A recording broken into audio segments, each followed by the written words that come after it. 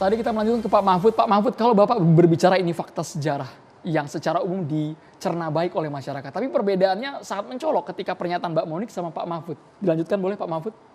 Iya, jadi begini, kalau kita bicara usia konflik, kalau konflik itu kita mulai dari sejak negara Israel itu dideklarasikan di tanah Palestina yang diokupasi sampai sekarang, itu sudah 73 tahun konflik ini terjadi. Tapi kalau kita tarik lebih maju, misalnya konflik itu muncul sejak negara Palestina itu dideklarasikan tahun 88 di Algier, dan itu pemerintahnya pengasingan sejak itu, maka usia konflik ini 33 tahun. Konflik antar negara, ya. Nah, kalau kita maju lagi sejak ada kesepakatan Oslo yang kemudian melakukan pembagian wilayah, 3 wilayah tadi, itu terakhir adalah di Oslo pembagiannya, konflik ini sudah 27 tahun.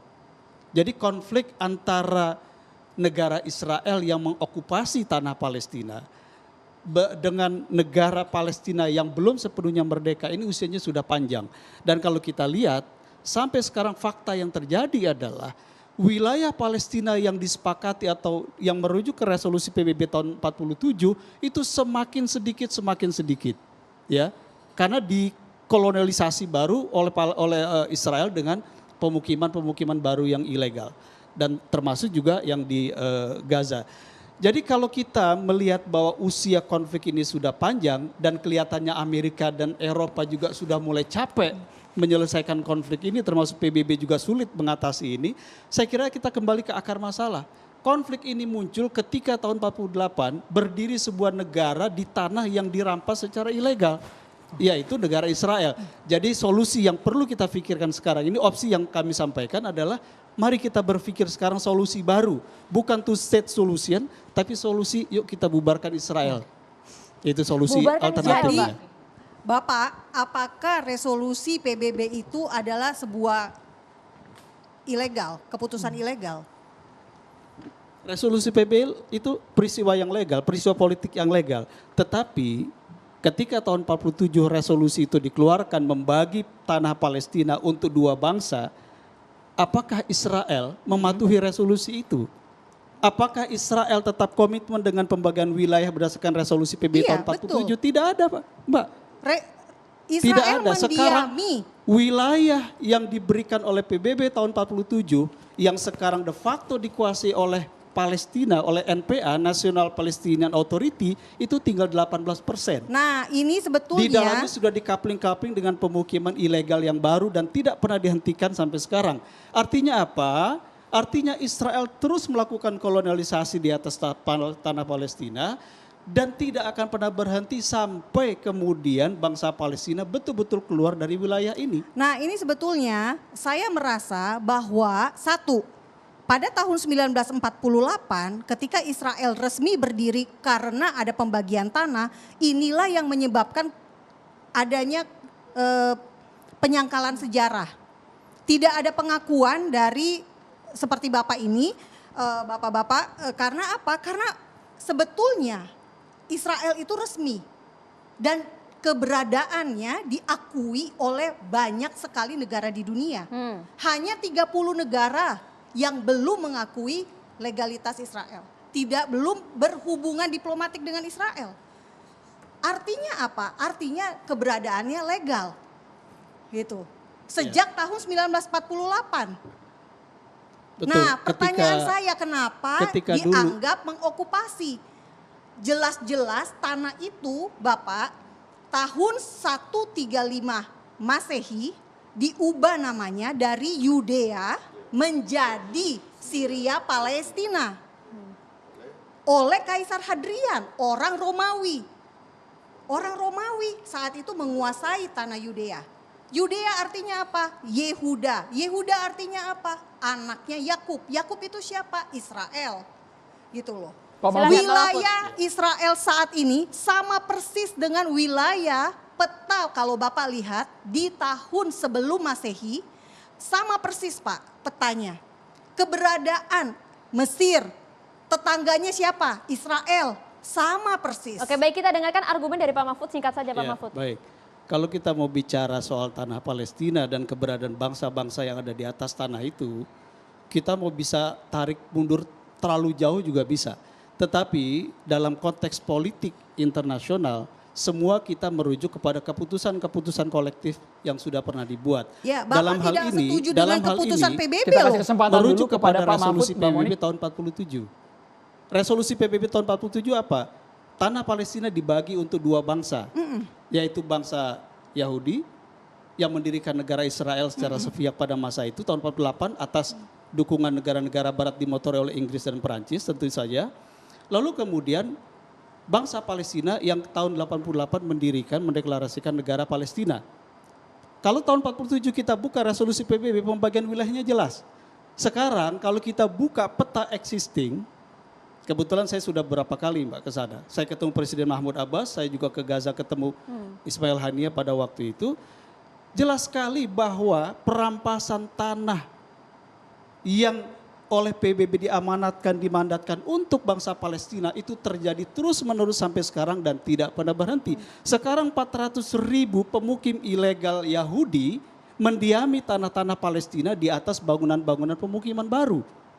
Apakah ini bukan kolonialisasi? Dan PBB secara resmi tahun 74 telah menyatakan status Palestina itu sebagai occupied territory. Oke, tanah yang diduduki oleh siapa? Mbak Monik, Kalau baik itu misalnya- fakta sejarah yang misalnya kita tarik itu mundur, PBB, itu akan istilah jadi ini sudah panjang dari sekali. PBB. Segmen ini akan habis untuk membahas masalah sejarah di Palestina. Iya. Tapi Pertanyaan Babe sudah Haikal, mulai masuk ke Twitter, Andrew. banyak pertanyaan Babe Haikal. Babe Haikal ingin menanggapi tapi menyambung pertanyaan juga, Be. Ini ada pertanyaan buat Babe Silakan. Haikal. Cuman saya kapan Kita dengarkan pertanyaan dari diizinkan Twitter bicara dulu, di sini? Sekarang, Be, ini langsung Dengarkan mention nama dulu, ke Babe Haikal dari Ilham. Saya ingin bertanya kepada Babe Haikal Hasan, apa benar konflik agama adalah cara efektif yang digunakan kelompok Hamas dan Israel untuk merebut tanah Yerusalem dan sekitarnya, Babe Haikal?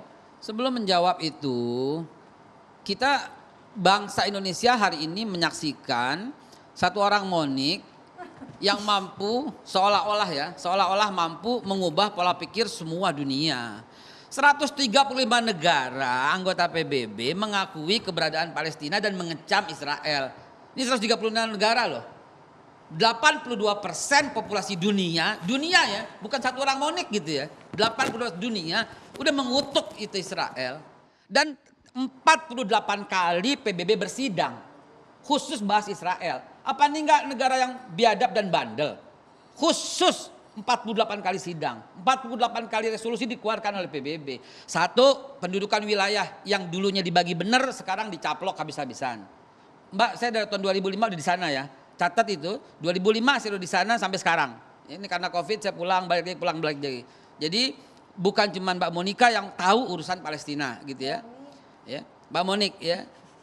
Pengusiran penduduk yang dilakukan juga udah dikutuk oleh PBB, itu dikeluarkan resolusi. Tembok pemisah dikeluarkan oleh PBB. Pengeboman rumah sakit dikeluarkan oleh PBB. Tidak satu pun bangsa biadab Israel ini mengikuti gitu loh. Terus tiba-tiba ikut PBB yang tahun 47. Terus yang 48, 49 sampai 2021 diabaikan. Jadi tolonglah masyarakat Indonesia jangan dibodohi gitu loh oleh Mbak Monik dengan cuma sekilas cuman wartawan tiba-tiba mampu lebih hebat daripada Netanyahu, nggak ada penyerangan di Masjidil Aqsa. Mbak, sekali lagi saya katakan, saya tinggal lama di sono, ya. Dan kemudian sejak 2016 saya setahun bisa bolak-balik 4 kali 5 kali ke sana, dan setiap tahun rutin saya sholat Idul Adha di sana. Yang Babe temukan di sana? Dan yang saya temukan di sana sebelum sosial media rame, mereka itu pembunuh. Di depan mata kepala kami di Hebron, saya lagi di bis, itu ditembak, nggak ada handphone zaman dulu, nggak ada. Dan itu kelakuan bangsa Israel yang mesti diketahui oleh dunia. Di sosial media belum ada tahun itu.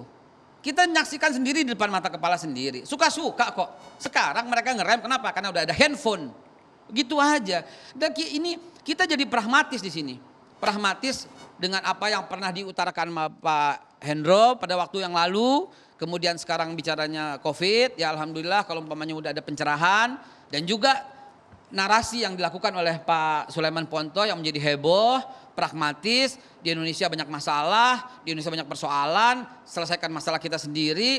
Lah kalau begitu tinggal di hutan gitu loh. Oke, kita langsung dengarkan pernyataan dari Nggak Pak Sulaiman melindungi Ponto. segenap bangsa Silakan, Indonesia, tanggapannya. memajukan kesejahteraan umum, ikut serta melaksanakan ketertiban dunia.